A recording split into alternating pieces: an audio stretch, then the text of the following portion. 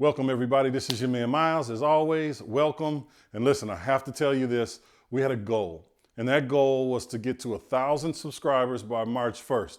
And thanks to you guys, we hit it. We're over it. I think we're at like 1,100 or very, very close to it. So thank you so much. I want to give you that first. I really appreciate you guys watching, spending the time, commenting, sharing. I really appreciate it and encourage you to continue to do the same thing. Now, I always talk about getting to the bag. I already got to get to the bag, but the bag for me is different. It's not just a big bag of money like you hear about it, right? The bag to me is the big, hairy, audacious goal, right? That's the bag. And my bag for this channel is 10,000 subscribers by the end of the year. 10,000. So y'all please help me get to the bag. 10,000 subscribers. My big, hairy, audacious goal for 2022 is 10,000 subscribers. So come on, y'all, because you're watching. I'm watching you watch. In fact, 72% of you are watching and you're not subscribed. I get to see all that stuff. So if you're going to watch it, go ahead and subscribe. You can do that for a brother. Okay, cool. So today, you guys, here's what we're going to talk about. We're going to talk about negotiation strategies. And I have 3 high-level tips that are going to help you negotiate better. And if you're buying real estate or you're negotiating a real estate deal, whether you're wholesaling, whether you're a fixer flipper, or whether you're a buy and hold person or doing subject to, it doesn't matter, you have to negotiate. So we're going to get into right now just three high-level tips that are going to help you get the deals that you want. You ready? Let's go. The number one way is to align yourself with your seller and their incentives. What is motivating them? You have to put yourself in their shoes to understand what their motivation is. If you can't understand where they are, you're only going to come from where you are. And a lot of times it's like trying to push 2 magnets together. You have to structure your deal around the needs of them, around their circumstances, more importantly. So you have to put yourself in the situation where you understand their circumstances. Let me give you an example. We do a lot of subject twos. Our subject twos are coming from pre-foreclosures, so we already understand what their pain points are. Now, in a lot of cases, we've been marketing to them already because of other pain points that we've identified through our marketing efforts, through our skip tracing efforts, and so on and so forth. So they may have 2 or 3 different pain points that I want to kind of really hone in on. But the most important one and the fastest one approaching is that foreclosure date. Because the way we go at them when they're 60 days late, and then we go right back at them when they're in the full-blown foreclosure place, which is 30 days away. They're 30 days away from an actual foreclosure date.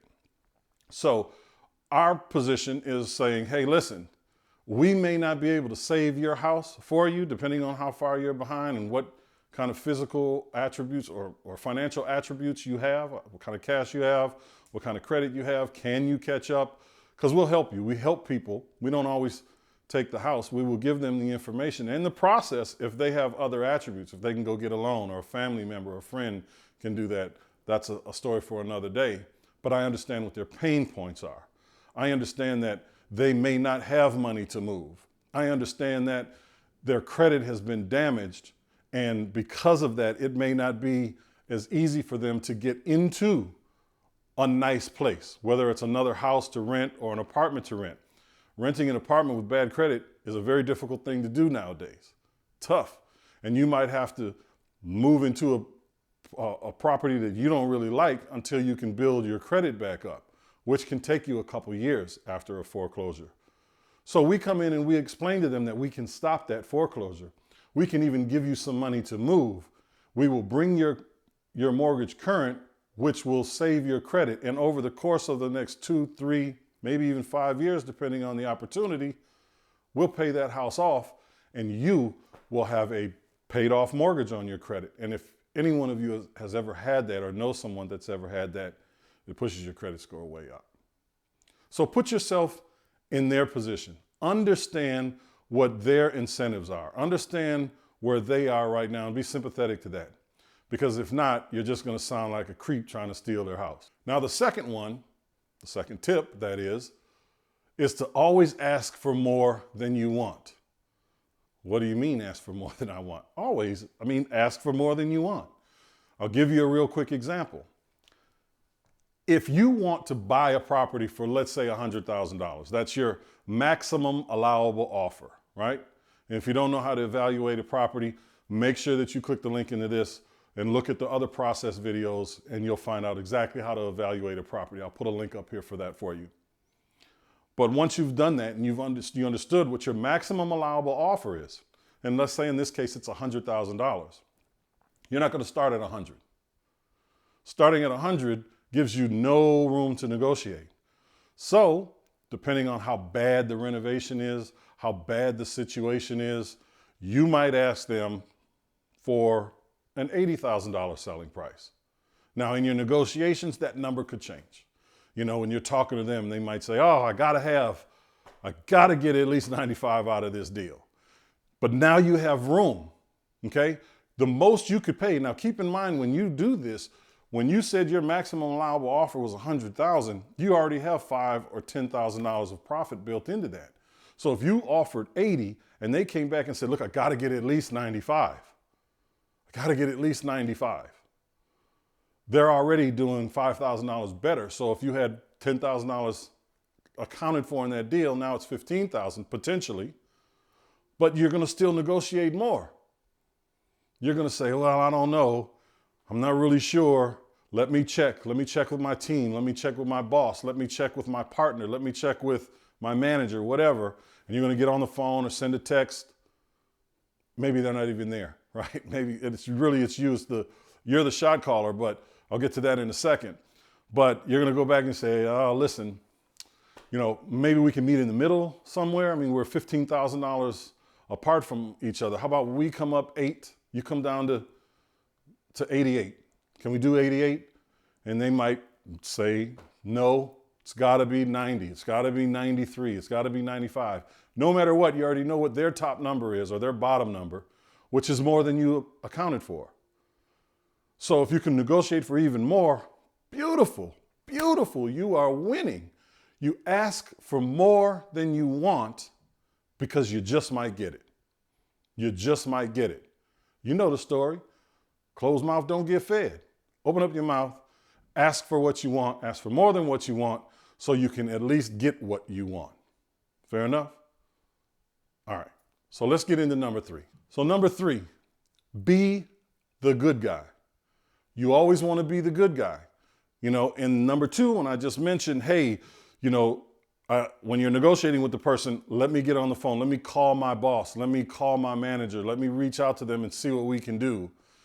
You may not be calling anybody because you're the person that's doing that, but you're giving the perception of it. Because a no can't be on you. You have to be the good guy.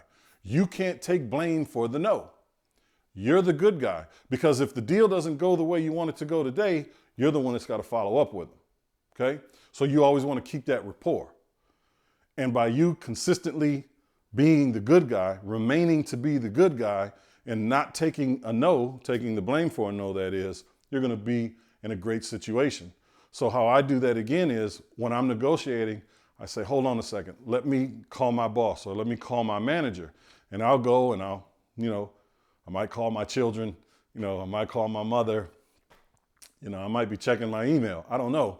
But there's no one else for me to call because I'm the one that makes the determination about what I want to spend on this property. What am I going to invest, right? So I'm going to come back and then I'm going to negotiate with that person. If we can't find middle ground, I will go ahead and just set an appointment or set a time to follow back up with them in the near future. The reason I know that that's going to work for me is because through my negotiations and my pre-work, I already know what this property is actually worth. I know what other investors are going to offer. I know how much it's going to cost to renovate this particular property. I know everything there is to know about this property. I know if there's a mortgage on it. I know what the interest rate is. I know if they're behind. I know a lot. But that's based on the tools that we possess, right? The tools that we utilize that give us the information, the ammunition, to go in here and start the negotiation process. So again, you're going to find that common ground utilizing these techniques. You're going to never take a no, take the blame for a no, because you want to be the good guy, right? If you put yourself in a position to where you got to be the bad guy, they're not going to want to answer the call when you call back, when you're following up with them. So just don't do that. Just don't do it.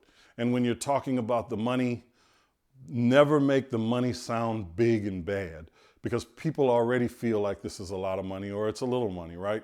You have to remember that people's homes, whether it's inherited or whatever, I mean, they're looking for the money. They're looking to walk away from this deal with something. So it has to be a win-win for both parties. And when you're negotiating, these are the things that you're looking for. These are the goals that you want to make. You definitely want the best deal possible for you, but they have to walk away from the closing table with a smile on their face as well. There has to be relief for them. And so those are the 3 tips that I would give you as it relates to negotiating. These are high-level tips. These are the things that are going to make and break a deal for you. Truly will make or break a deal for you. You have to know how to handle it in the beginning, how to handle it in the middle, and how to handle it in the end, because everything in between those 2, or those 3 parts, between 1 and 2 and between 2 and 3, all that is fluff. All that's fluff. It's gathering information and then regurgitating that information. That's what it is.